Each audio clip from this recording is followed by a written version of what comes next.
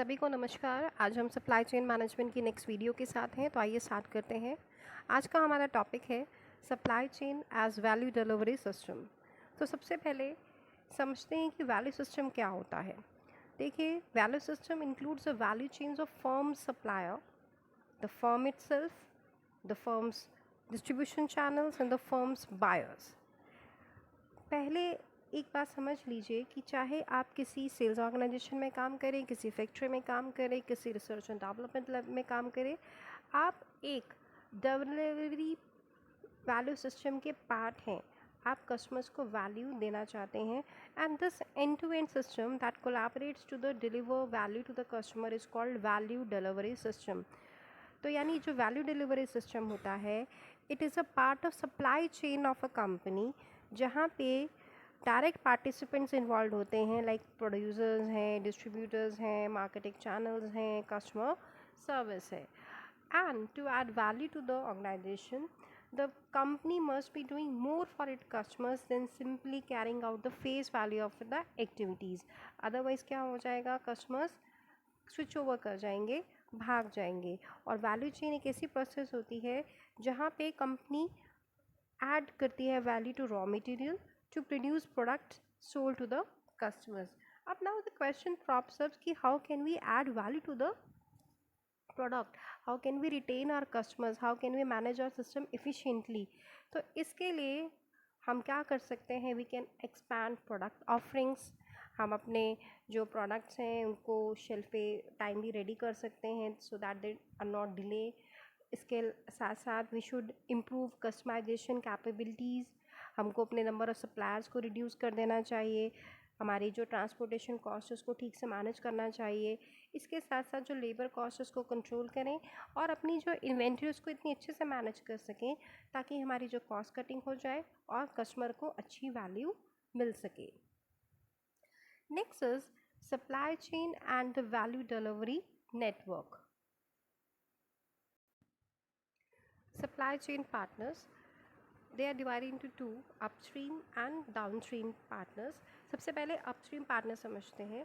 देखिए, जो upstream partners होते हैं that include the set of firms that supply raw material, components, parts, information, finances and expertise to create a product or service। ये सरल भाषा में समझें, the flow of materials into the organization is called upstream partners।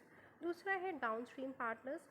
Downstream के अंदर हमारे marketing channels हैं, distribution channels हैं that look forward towards the customer, या साधारण शब्दों में flow of materials from the organisation to the customers. आइए इनको डिटेल में समझते हैं। सबसे पहले हम बात करते हैं अपस्ट्रीम पार्टनर्स की। इसके अंदर सबसे पहला है प्रोक्यूरमेंट। प्रोक्यूरमेंट को समझते हैं। प्रोक्यूरमेंट का मतलब होता है when we purchase inputs like supplies है, मटेरियल्स है, इक्विपमेंट्स है फ्रॉम डिफरेंट सप्लायर्स और वेंडर्स। दूसरा है इनबाउंड लॉजिस्टिक्स। इनबाउंड लॉजिस्टिक्स के अंदर आ जाता है when we receive raw materials and we hold inventory and issuing to the manufacturing operations as required. अगला है downstream supply chain. Downstream supply chain के अंदर क्या क्या इंक्लूड होता है। First of all outbound logistics. Outbound logistics का मतलब होता है the storing and distribution of finish goods, यानी जब हम जो फिनिश गुड है उसको हमको कहाँ स्टोर करना है, कैसे डिस्ट्रीब्यूट करना है, who will be our distributors and all. Second is marketing and sales. हमको इसके अंदर अपने कस्टमर नीड्स को आइडेंटिफाई करना है और सेल्स को जनरेट करना है। Third, services, giving the best services.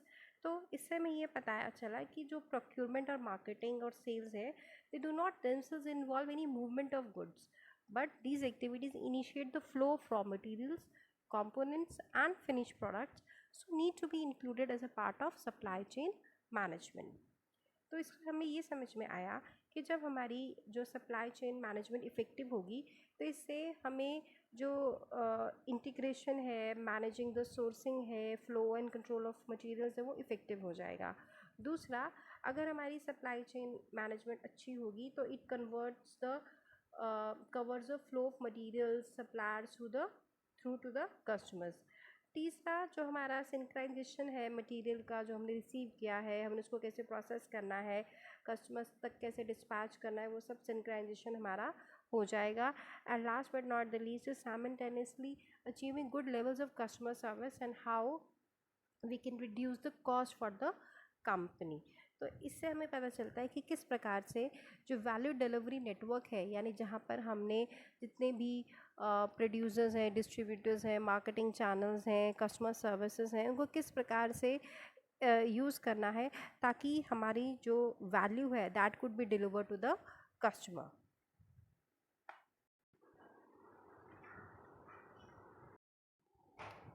Now the next topic is what is supplier or vendor relationship management.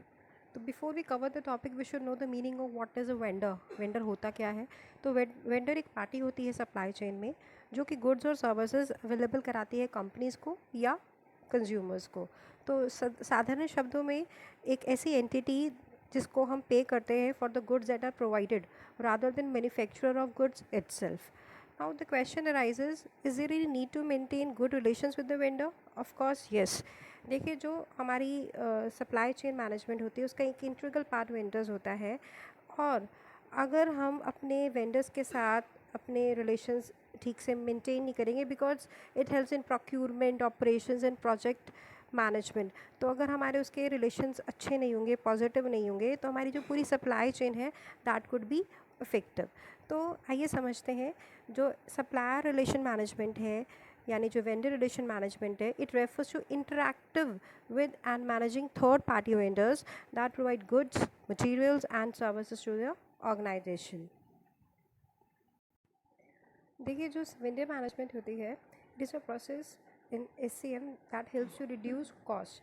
अभी कॉस्ट कैसे रिड्यूस हो जाती है? देखिए अगर हमारी जो सप्लाई चेन है वो ऑप्टिमाइज़ है, हमने ऐसी प्रैक्टिसेस यूज़ की हैं जिसकी वजह से हमारी जो सप्लाई चेन है बहुत इफेक्टिव है, तो it helps in reducing the cost associated with establishing relation with new suppliers. Otherwise क्या होगा? We have to source new suppliers, sampling new products, negotiating new contracts, and आपको पता है it's a very costly and time consuming process, and mistakes may can undermine the growth of a company. तो long term में हमारे जो existing suppliers हैं उन्हीं के साथ अगर हम फ्रूटफुल पॉजिटिव रिलेशंस मेंटेन करके रखेंगे तो किसी भी कंपनी के लिए बहुत ज़्यादा बेनिफिशियल होगा। Next it's control the cost. देखिए it helps in mitigating risk. अब देखिए सप्लाई चेन के अंदर बहुत सारे हमारे रिस्क होते हैं, लाइक बहुत सारी डिमांड है जो फ्लक्चुएट होती रहती है, प्राइस के अंदर वॉलेटाइल है, प्राइस बहुत ज़्यादा ऊपर नीचे होते रहते हैं। तो अगर हमने वेंडर के साथ ठीक से अपना कॉन्ट्रैक्ट डिज़ाइन कर रखा है तो ये जो हमारे रिस्क है associated with demand and price they can be avoided. Next is ensuring service deliverability. देखिए अगर हमारी इफ़ेक्टिव हमारी वेंडर मैनेजमेंट होगी, हमारे रिलेशंस अच्छे होंगे, तो हमारी जो सर्विस हम डिलीवर कर रहे हैं to the customers it also improves. Like हम टाइम पे डिलीवरी दे देंगे, ये जो फाइनल प्रोडक्ट होगा quality wise that will be very of high quality.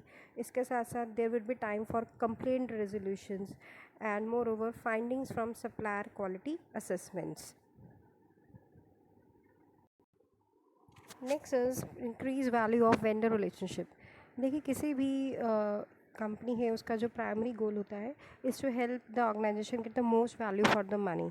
तो अगर हमारी जो वेंडर मैनेजमेंट सर्विसेज हैं या जो हमारे रिलेशंस अच्छे हैं तो it results in long term savings and improved earnings over the period of time. Next is what are the best practices in vendor relationship management. The first one is measure performance. देखिए एक बार हमने vendor के साथ relationship हमने शुरुआत की तो we should not assume कि everything will go according to the plan and everything will be executed exactly as specified in the contract. तो उनको वेंडर की परफॉर्मेंस को हमें कॉन्टीन्यूसली मॉनिटर करना चाहिए। This should include the requirement that are most critical to our business, जैसे कि हमको शिपिंग टाइम्स पे नज़र रखनी चाहिए, quality of service performed, order completion में कितना टाइम लगा, ये हमारी जो क्वेरीज हैं उनको कितने कम समय में आंसर करते हैं। तो अगर हम अपने वेंडर की परफॉर्मेंस को ठीक से एनालाइज नहीं करेंगे, मॉनिटर नहीं करेंगे, तो मे बी लॉन्ग रन में ये हमको हार्मफुल हो सकती है। तो इसलिए टाइमली हमको उनकी परफॉर्मेंस को एवेलुएट करते रहना चाहिए। Next is shares risk. देखिए सभी जो वेंडर्स हैं they should not be treated equally. Different types of vendor relationship bring different types of risk. तो हमको ठीक से वेंडर रिस्क असेसमेंट करनी आनी चाहिए। तो इससे क्या होगा कि हमको पता चल जाएगा कि हमारे हर एक वेंडर के साथ क्या क्या रिस्क जुड़े हुए हैं। We should align our due intelligence activities accordingly. Next is build trust.